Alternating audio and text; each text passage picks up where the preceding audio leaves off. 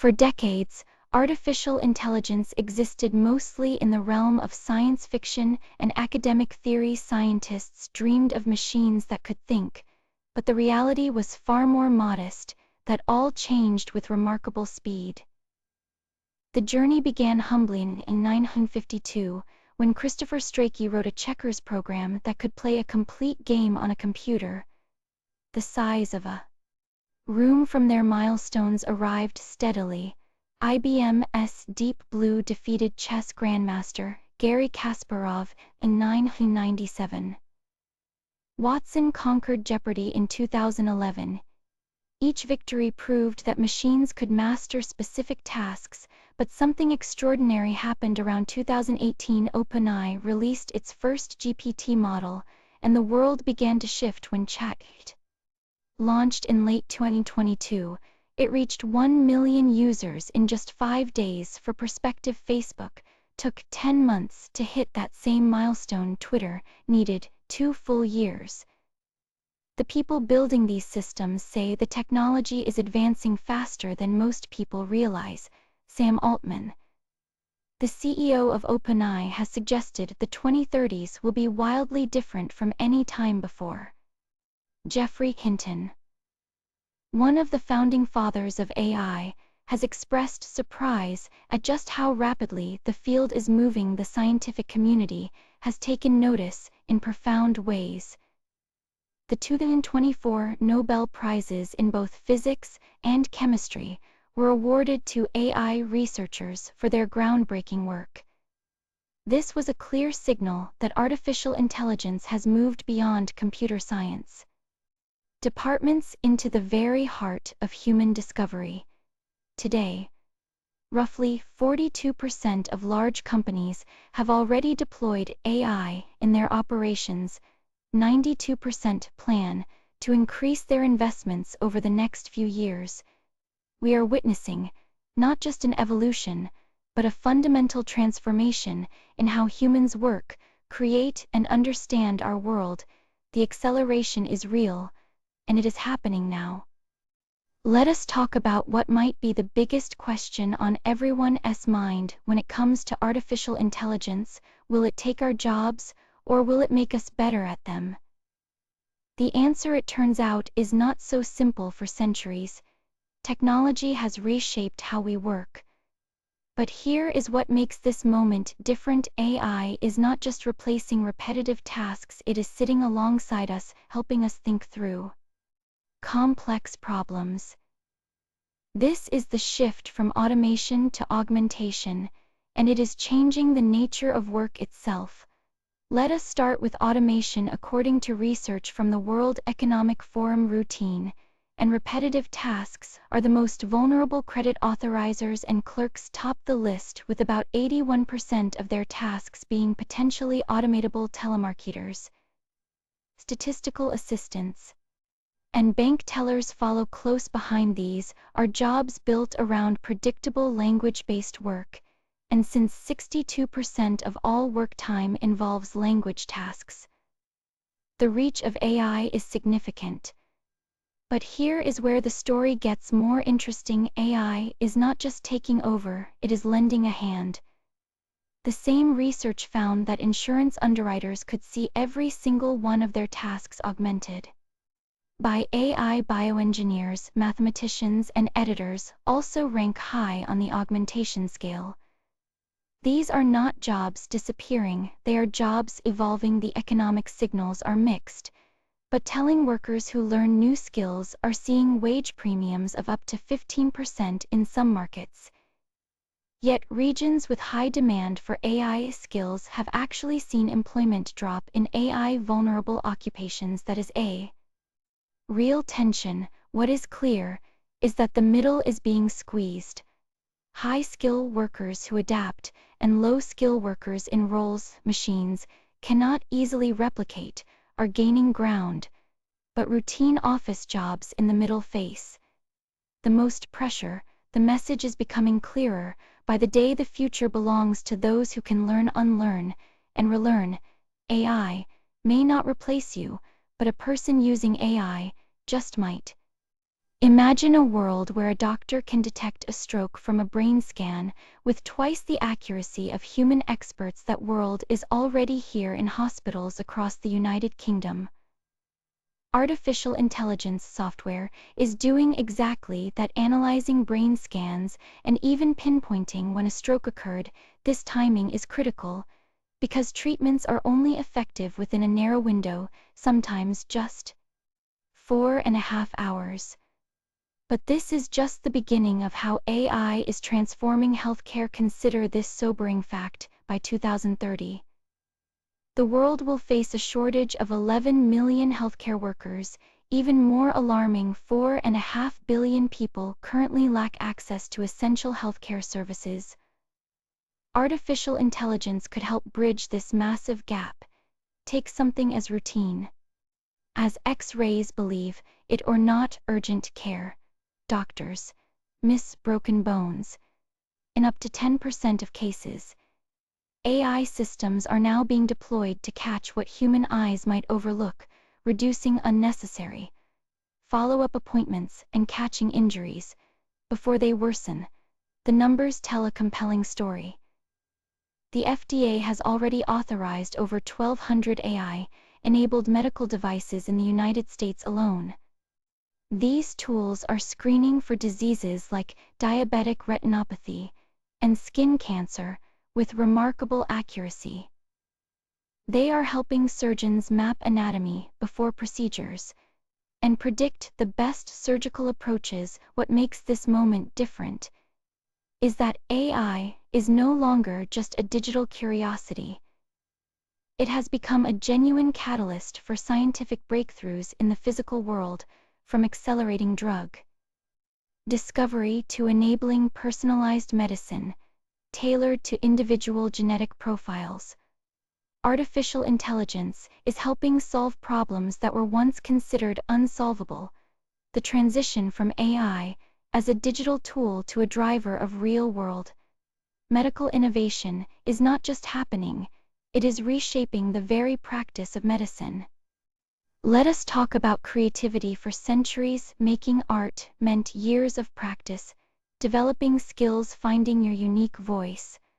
But generative AI has changed that equation almost overnight. Now, anyone with an internet connection can produce stunning images, compelling text, or original music in seconds. This democratization of creativity is remarkable in many ways. People who struggled to express themselves visually suddenly have powerful tools at their fingertips. Writers can overcome creative blocks with AI suggestions. Small businesses can create professional marketing materials without hiring expensive agencies. But there is another side to this story, and it is causing genuine alarm in creative communities. AI image generators like Midjourney and Stable Diffusion were trained on billions of images scraped from the internet, often without the original artist's knowledge or consent. These systems learned to mimic styles, techniques, and visual languages that took human artists decades to develop. Now, those same artists watch as AI produces work in their signature styles, while they struggle to find commissions. The anxiety rippling through animation studios, illustration circles, and design firms is real. People who dedicated their lives to creative crafts wonder if they will become obsolete. Some have already lost work to AI systems that can produce content faster and cheaper than any human. And then there is the darker frontier.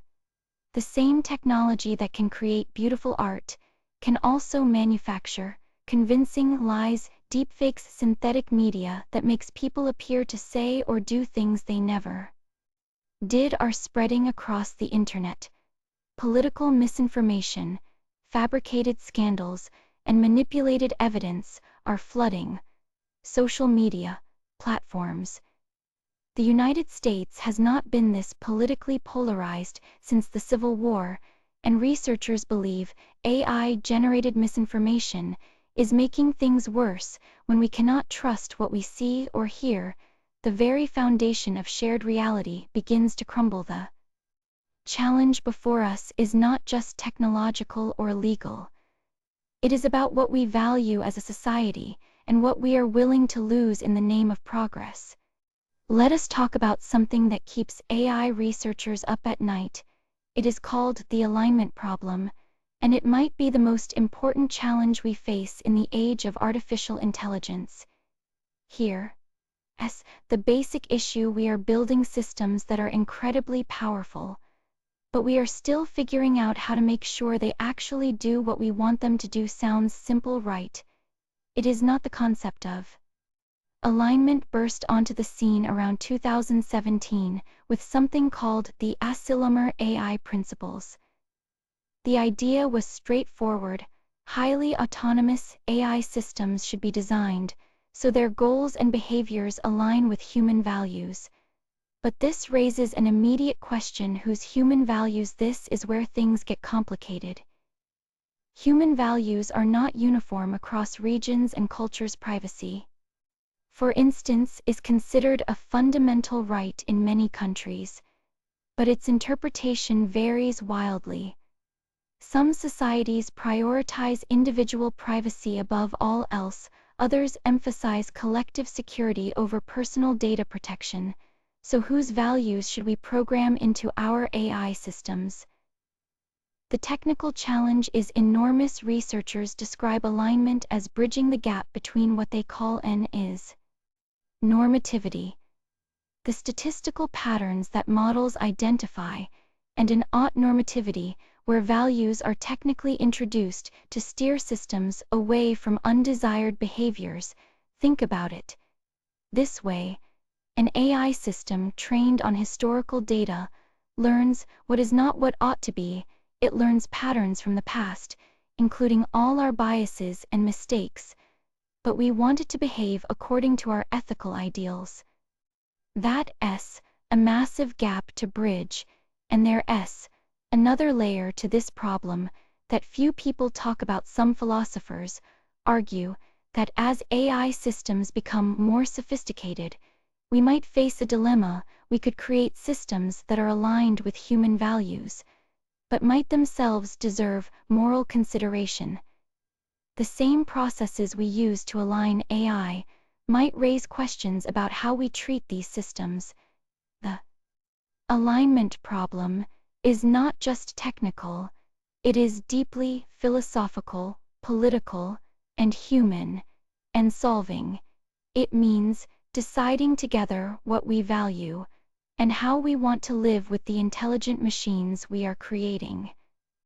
Now we turn our gaze toward the horizon, where something extraordinary is taking shape. For decades, artificial intelligence has been our silent partner, handling specific tasks with remarkable efficiency.